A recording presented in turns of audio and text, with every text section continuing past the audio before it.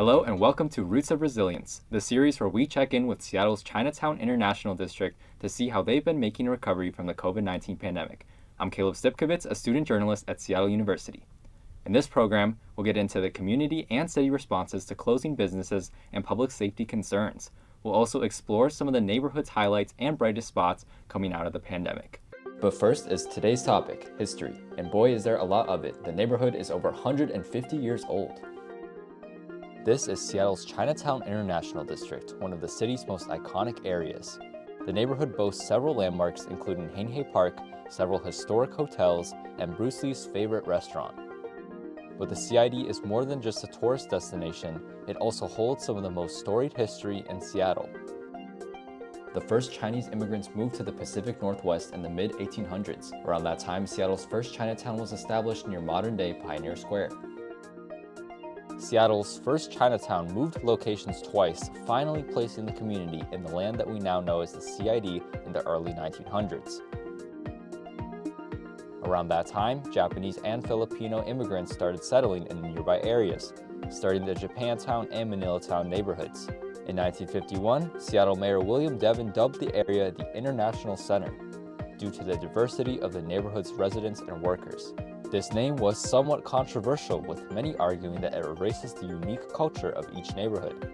It should also be noted that the early history of these three neighborhoods did not come without adversity. The Chinese Exclusion Act stopped many aspiring workers from coming to Seattle. Several Chinese workers were also pushed out of the city during the Seattle riot of 1886. The Jackson Regrade Project, which raised the streets in Seattle, also uprooted the community. And in the 1940s, Seattle's Japanese American residents were forced out of their homes and sent to internment camps. After World War II, many of these residents didn't return to the city.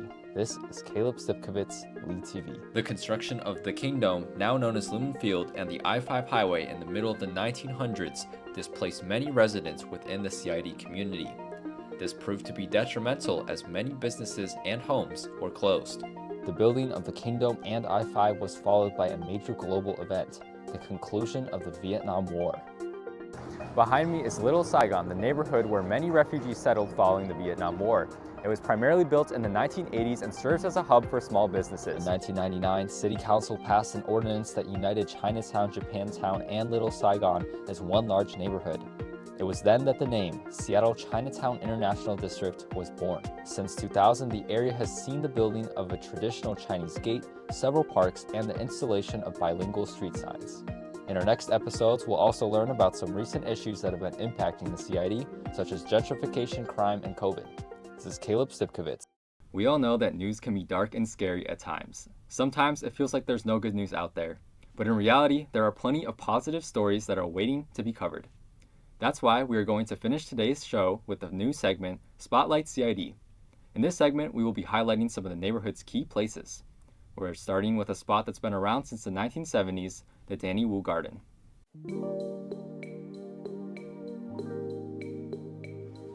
Just north of Japantown lies the CID's place of resistance. This is the Danny Wu Garden.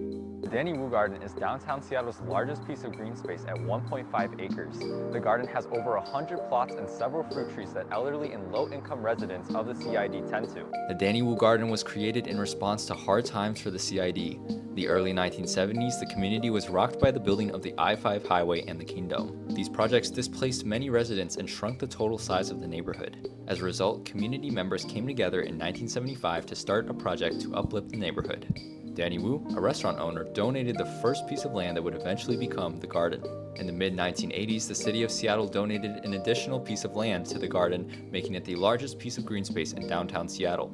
Since then, the community has installed stairs, lighting, and a tool shed to improve the garden. Now the garden is taken care of by 300 volunteers and several elders. Built by hard times, the Danny Wu Garden serves as a place for elderly residents to connect to nature and make friends. This is Caleb Stipkovitz. You're watching Roots of Resilience.